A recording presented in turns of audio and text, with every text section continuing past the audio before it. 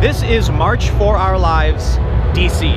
And this is the main event, right? This protest is happening all over the country, and in fact, several other countries are actually having March for Our Lives events as well. People here are calling for gun reform. And there's a lot of people here who are also calling for things that don't necessarily have anything to do with guns, but it's a general, I would say, left-wing event. We're gonna go in, interview some people, and figure out exactly what they think, and why they think it, and what they're hoping to accomplish.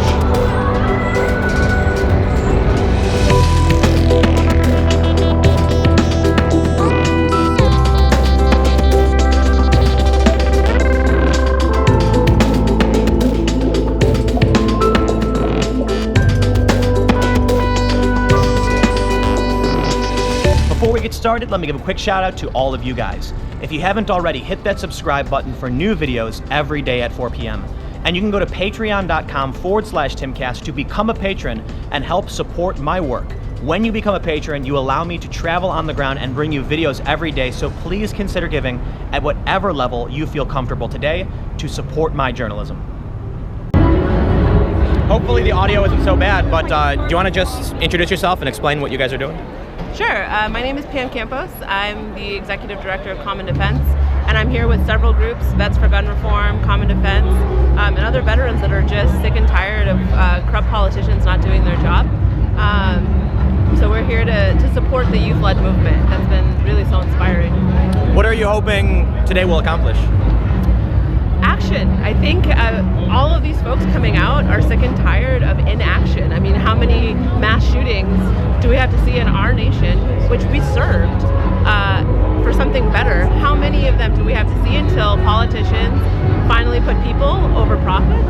And I think also we're here to say that veterans are not political props. The NRA is an organization that betrays our values, right? And so we're here to have our own voice and to speak out in what we believe in. Are there any particular actions you're hoping to see Congress take? I mean, for many of us, I think we have handled weapons of war. We've been trained by the best. And there's no conceivable reason why assault rifles should be in the hands of folks that shouldn't have them, right? So we should have stricter gun laws. It's a no-brainer to have more regulation. I'm sorry, assault rifles are actually illegal though. What? Assault rifles have been almost entirely legal since 1986. Right, but my point is that we should have more regulations, right? We shouldn't. I've been at gun shows. I grew up and I built camaraderie with other veterans. And I have armaments myself, right? I've been to knife and gun shows where people just exchange armaments and money, and it's really problematic. Cool. All right, thank you very much. Great, thank you so much. You want to just tell me about your signs? Tell me what you're doing here? Sure. As you pointed out, I have again because the first assault weapons ban expired out of political compromise and extreme stupidity years ago, and we're just now getting around to putting it back in place, hopefully, very soon. Maybe the next time we won't be so stupid and it will be permanent. A lot of the talk from the other side is that the assault weapons ban was limited and that it wouldn't actually be effective. For instance, in particular, but it was better than nothing. That's just a shallow argument. Any gun injuries that are prevented is good. It doesn't have to be perfect. We're perfectly happy with a bunch of small changes that are incremental, that change things. And the argument that we have to prove everything in advance is baloney that we're not interested in engaging in anymore. We're not here because we were hoping that they'll talk to us about it. We're here because we want our elected officials to put meaningful gun regulations in place. We're not asking them, we're telling them. And if they tell us, now, not after they think about it, not after they fund research, now. And that's why my sign says what it is I want this march to trigger a change in the role of guns in our culture. I want them to be uncool. I want people not to let their kids go to the houses of people who they know own guns. 78% of Americans do not own guns. And 3% own 50% of the guns. And why they are making the rules for all the rest of us and letting these awful things happen is unacceptable. And even this is the mobilization. Even many gun owners want better, stronger regulations. The time has come. They're drowned out. We're going to flip that script, and we thank kids for making this happen. So, but there are rural areas that don't have access to, say, police departments or sheriffs or anything like They that. need AR-15s. Nobody needs AR-15s. Well, Nobody needs military weapons. What about when someone comes into your home and there's no police I around? think a shotgun would work pretty good. Even a handgun. That's the whole purpose of handguns, is it not? Self-defense? There should be fewer guns. And most of the time when people actually experience home invasions, they almost never manage to do the good guy with a gun thing and save any lives. The most likely use of a gun in your home is for suicide. So then would you say that assault weapons particularly is what you're looking for in terms of regulation? I want fewer of every possible kind of gun. I'm interested in every kind of regulation. I think we should do to them what has been done to people who try to exercise their reproductive rights and cover them with a blanket of annoying regulations that tamp down access to guns by whatever means passes any kind of constitutional muster. I'm not interested in, oh, you don't like this and so we won't do it. We're done talking. I'm just going to give you the one more commonly stated argument. Wouldn't this only restrict law-abiding citizens from owning guns and not criminals? So does that mean we shouldn't have laws against murder or theft because criminals break those laws? Yeah. It's dishonest. It's a silly, dodgy law. And also, actually having these laws, even if it only limits some people or stops some people, some stopping is enough. And we've been doing it all their way forever. We're done doing it their way. So Massachusetts has the best state level laws. If we took their laws and applied it across the whole country, 27,000 lives are projected to be saved per the front of the Boston Globe today. But don't you think parts of the country are very different from Boston? I mean, that's fine, but you know what? We get to try now, and we are not going to be told to sit down and shut up by people who think owning guns is the most important right that they have, and that they get to put that above all other rights for all other people. We're done. Thank you. Any final thoughts or anything? Good. Thank you very much. Times are changing. Thank you. Yes, we're here to protect children and innocent people everywhere from guns. Guns are the gun lobby's taking over the country, and we have to fight back. Do you think your sign says the NRA is a terrorist organization? Yeah, I don't think all the members of the NRA are terrorists, but I think the organization is supporting because they're valuing guns and weapons, particularly weapons of war, over human life. That's what amounts to a terrorist. Well, so what would you consider a weapon of war? Well, these practically, they don't want to regulate guns at all. They want people to be able to carry, weapons that are designed for warfare, not for hunting. So I don't think, probably most of the NRA members are they want the right to carry a gun, for recreational purposes like hunting, which is fine. But weapons that are made for killing people, mass killing, machine gun type weapons, high-powered weapons, that's not for hunting. Well, machine guns have been illegal for a very, very long time. Yes. And assault rifles have been illegal since 1935 and then again in 1986. Yeah, and the NRA does not support those regulations, right? They want you to remove all regulations. That's why I say they're a terrorist. So what are you hoping the event will accomplish? Well, I think it'll raise some awareness that large numbers of people in this country don't want to just sit still while the gun lobby pushes its agenda. They want to fight back. They want to raise the issue. They want Congress and the government to think about this and take some action. Instead of just watching the headlines and saying, hopes and prayers. That's very nice, but that doesn't accomplish anything. You would say hunting rifles are okay? Yeah, I'm not against guns. There's nothing wrong with guns per se. People should, but guns as instruments of destruction of people, I don't see a reason why we regulate everything else in life. You want to get in your car, you have to put on your seatbelt. You want to do this, you want to do that. You want to go to school, there's regulations on what you can wear. But they want guns to be totally untouched, unregulated. Just take them, carry them anywhere, any type, anywhere. No good. Do you think this is a rural or Bernie Sanders said this is a rural versus urban issue? Yeah, there's some sociological aspects there. Yeah, urban people tend not to be hunters in the city, right? So, but like I say, I think they're turning it into a human rights thing. The right to carry guns, the Second Amendment.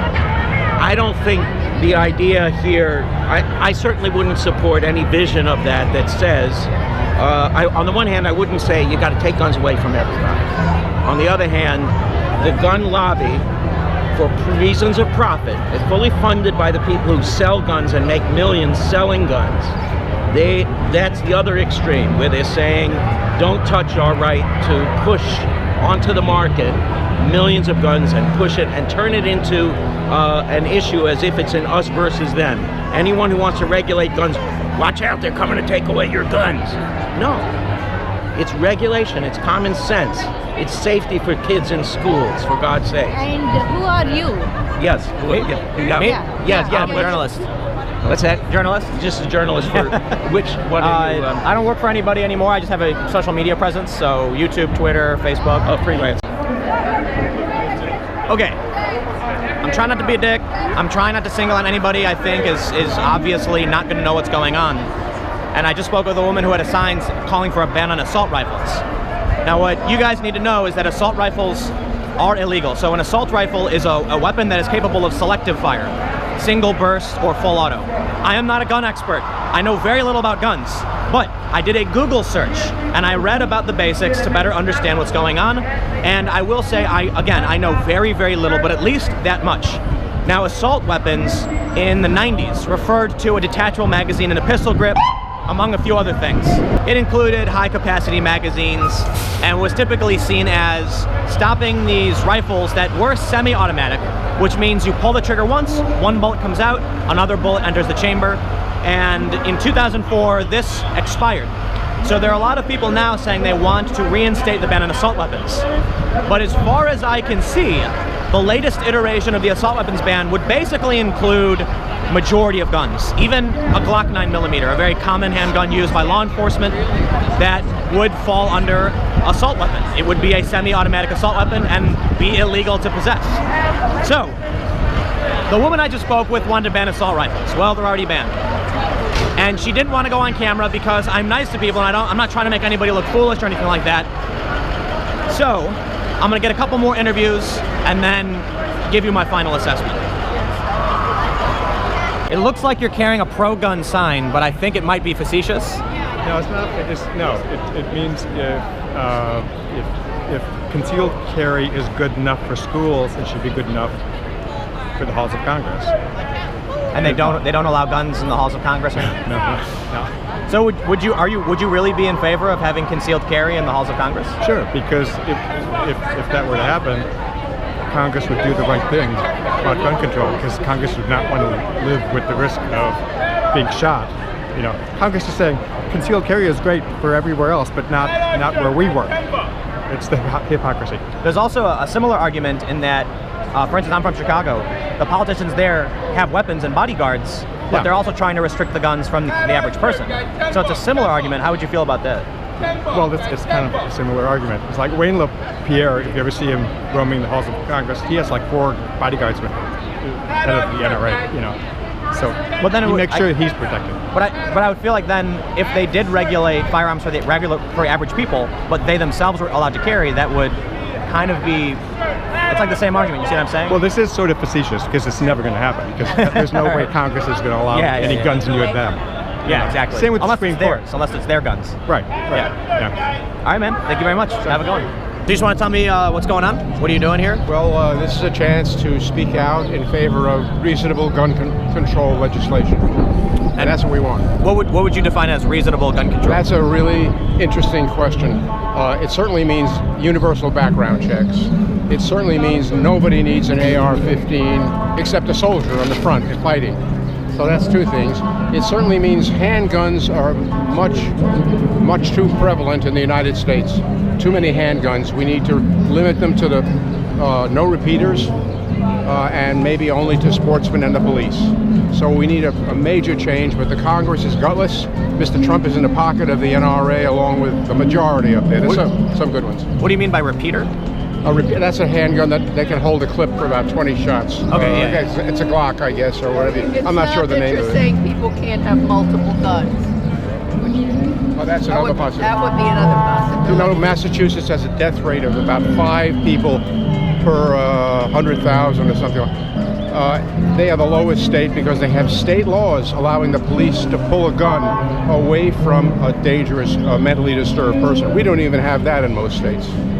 The death rate in a state like Tennessee is 3 times Massachusetts, and I don't know the other states, but they're all available. So even state laws like dealer 100% check before they can sell, dealer licensing, and a few other things. I don't want to take all this time. Just let you. Okay, who do you work Thank you for? very much. Oh, I got some more questions if it's okay. Yeah. Okay. Yep. I think one of the biggest challenges that there's and this is from Bernie Sanders who said this, it's a rural versus urban issue. Yes. That there are reasons for certain weapons in areas that are far out in the middle of Yes. nowhere. Do you think these laws should regulate a blanket regulation across the board for everybody, or should it be specific? Okay, they can be Nobody needs an AR-15 to kill a deer or an home invader. I'll buy that. Nobody needs an AR-15 to kill a deer. But let's think about that one. Australia. Do they have any rural areas? Oh yeah. Australia They have has the rural area, the outback. correct the outback. Yeah. Australia has good gun laws, and they have a death rate which is minute compared to ours. So you could write a national statute giving states the right to vary it in certain ways. The rural issue goes to the question of hunting. I don't know what else. I mean, target practice maybe. You could store your gun at a gun show, at a gun store or a gun sporting club. There'd be plenty of ways to, but we need a national statute as a basis, and then the states can go higher. So I'll give you some of the more common responses. Sure. That, restricting guns or regulating guns those regulations will only affect those who are willing to obey the law. And certainly there are criminals who don't care anyway. Well, that's true. I'm a lawyer, as you might have guessed. So that's true of any law. Everybody can try to violate it or not, or actually violate it. We count on American citizens to have a sense of love of their country and obedience to the law. And if not, we'll arrest them and put them in jail. So there should be a requirement that guns be turned in when they're not legally licensed. So will people obey that? For a while it'll be slow, but it's a lot better than the shooting gallery we have in this country now. It's a disgrace. Civilized countries like Britain, Australia, and others are far ahead of us on this issue. There's We are no much reason. bigger though. If I can add Yes, we are bigger. So who do you work for? Nobody. Why are you doing this? Passion? What? Passion? Passion for what? Conversation, dialectic, I guess. It goes on YouTube and other places. Well, Yeah. it's no wonder the police have more problems and are shooting more than they should because they are facing an armed public. And a kid takes out a cell phone, they think it's a gun. If we didn't have so many guns, there wouldn't be so many mistakes. So you think, I guess, blanket regulation across the board might help reduce the amount of guns in general? Ultimately, it would take Yep. some time. Unfortunately. Won't do work right away. We had a go. Okay, Thank you nice very much. talking to you. I had a lot of people ask me about doing a live stream, but this is not something you live stream. This is just a big rally. A bunch of people are gathering, mostly agree, not going to be anything relevant for a live broadcast for the most part. So the most effective thing I could do, get these videos, do some interviews, and show you what I think this is all about. And I want to say a few things. One, I certainly did not interview everybody here. That would be impossible. I did a handful of interviews. I didn't use all of them just because audio is really difficult. It's really, really loud. But what I can say is there were a decent amount of people who have a general good idea, and they think that they should enact certain laws in some places because it would be better than nothing. One of the things I hear a lot from the pro-gun side is that this is a debate between gun owners who understand guns and people who don't. And I think that is, for the most part, the case. Many people that I spoke with didn't understand very basic things about gun regulation. For instance, what an assault weapon was. And the definition can vary. Certainly now, there's a bill in, I believe there's a bill in Congress, which classifies even semi-automatic handguns as assault weapons. So when you hear a lot of people say something to me like, I don't want to take away everyone's guns, but we should ban assault weapons, for the most part, that would take away most guns from most people, and there would have to be some kind of buyback. It's very complicated. I don't think the issue is as black and white as you got some people who understand guns and some people who don't. Certainly there are a lot of people here who do get it. I would say, I was surprised to speak with the veteran who said that people shouldn't be walking around with assault rifles when they don't, when assault rifles are illegal. And I think you'll definitely hear a lot of hyperbole, people saying things like military weapons or military-style rifles. And this is another part of the debate, there's semantics involved. Certainly the military has full auto. Again, I'm not an expert, but my assumption is that people who are in the military have selective fire, single burst and full auto. In which case, people aren't walking around with these weapons. Assault rifles are actually banned in this country. So it's certainly interesting to see the fervor over the gun control debate. I don't know if anything, I don't see anything getting done with big events like this. I do see things changing, but I don't think that I've heard any cohesive solution. And certainly the mass, the entire group of those who want to push for these changes will likely, in my opinion, bring about a change that doesn't directly address the problems. It might reduce them in some ways, but what I tend to find with most protest, with most political change, is that people don't think about what comes after. You pass the bill because it sounds like this will make the difference you need. This will make the difference you want right now. But what comes after that? Will the laws they pass have a long-term effect, a net positive? I don't know if that's the case, but I guess we'll see what happens. You know, I'm not necessarily for or against a lot of gun control, per se. I think there's a lot of good arguments to be made for specific regulation, but I certainly think there are some people who are too extreme on the ownership and the banning side, right? So there needs to be some kind of balance. I don't know if we're gonna find it here, but thanks for hanging out and watching. You can follow me on Twitter @TimCast. Stay tuned. New videos every day at 4 p.m. And I'll see y'all tomorrow.